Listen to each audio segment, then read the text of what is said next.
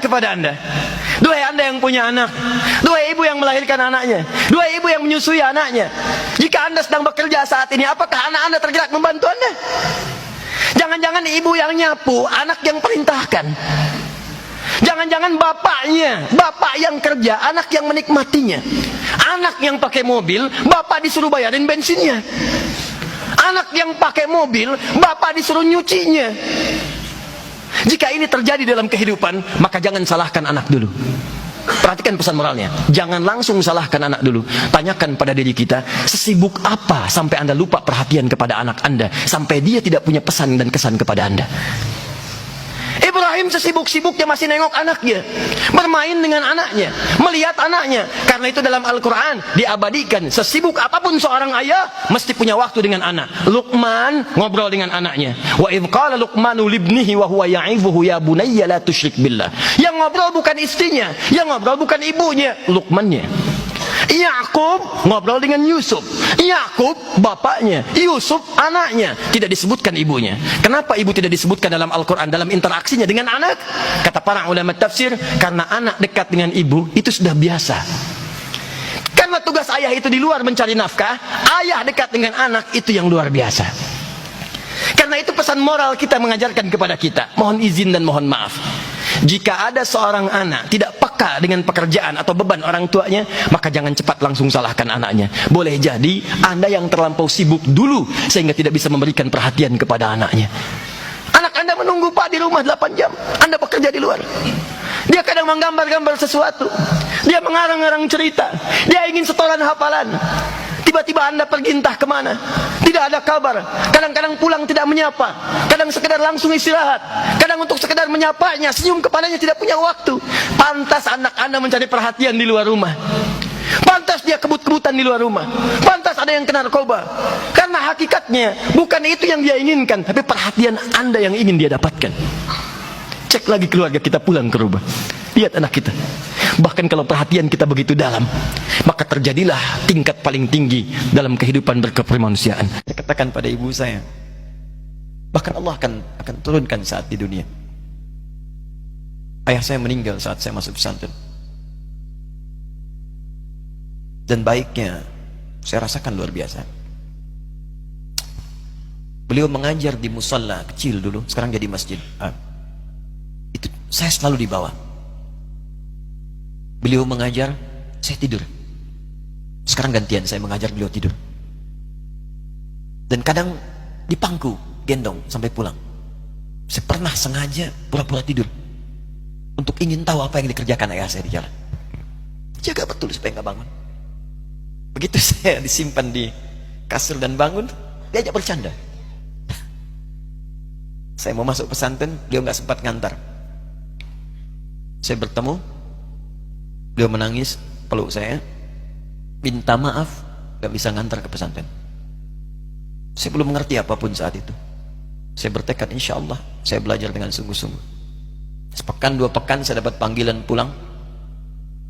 Saya tanya pada kakak saya yang ikut, sekarang ada di sini, di mana ayah? Beliau nggak jawab.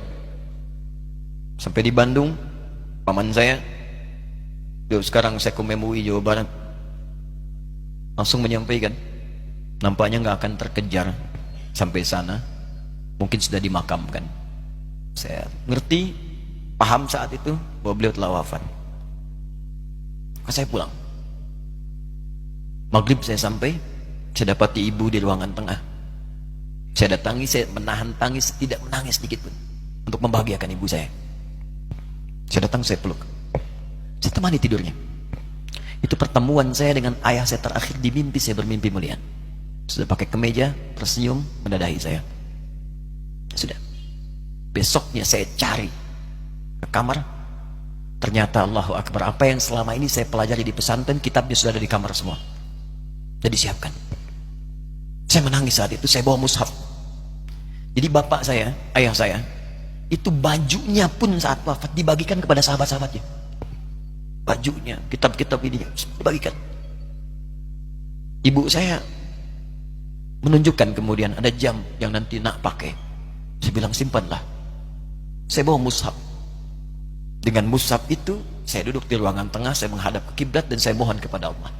Ya Allah, saya tak punya kemampuan lagi membahagiakan ayah saya saat hidup di dunia. Tapi mohon jadikan setiap huruf dalam Al-Quran ini, ya Allah, pahalanya mengalir untuk ayah saya.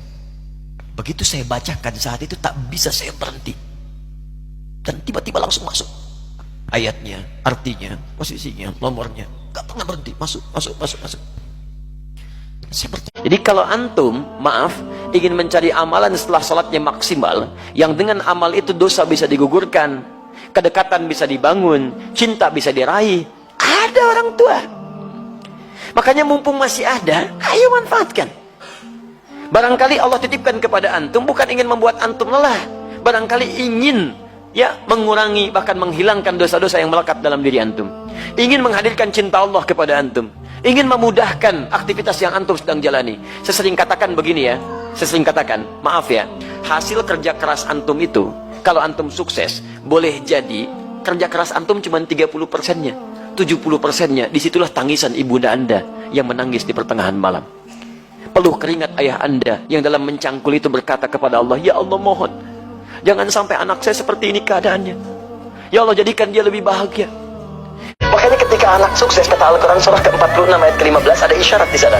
Kalau anda sukses, jangan menilai dulu kesuksesan itu adalah hak anda, kewajiban anda, atau atas jasa anda. Barangkali anda cuma 30%, 70%-nya ibu yang dulu pernah menangis di keheningan malam. Ya Allah, jadikan anak saya seorang insinyur, ya Allah. Ya Allah, jadikan anak saya, ya Allah, orang yang soleh.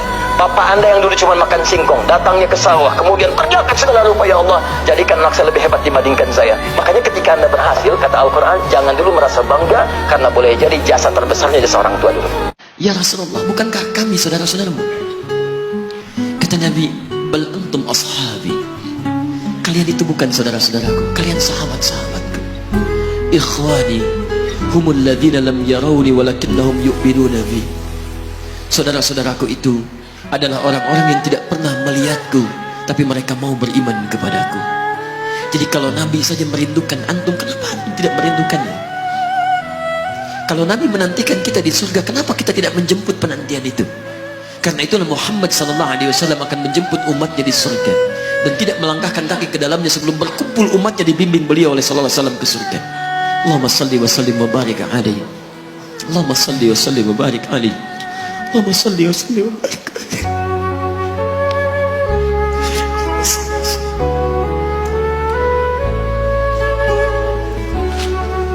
Niatkan dengan benar. Jangan pernah simpulkan sesuatu untuk ke depan karena kita belum tahu masa depan. Kalau dalam bahasa hadis qudsi itu begini, ibadi khalaqtuka lil ibadati fala tal'ab. Hambaku, aku ciptakan kau itu untuk ibadah, jangan banyak mainnya.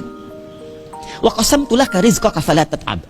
Dan aku telah bagi rizkimu, itu pasti aku akan berikan. Gak usah terlalu capek mencari rizki. Tinggal engkau beraktivitas, bergerak, bekerja, aku akan berikan. Kata Allah, sepanjang kita yakin. Perhatikan kalimat ini yang dahsyat. Kalau engkau niatkan kepentingan aktivitasmu untuk ibadah kepadaku, aku akan mudahkan urusan rizkimu sehingga engkau merasa lapang dalam ibadah dan cukup untuk mendapatkan rizki itu. Jadi bukan ingin tapi cukup.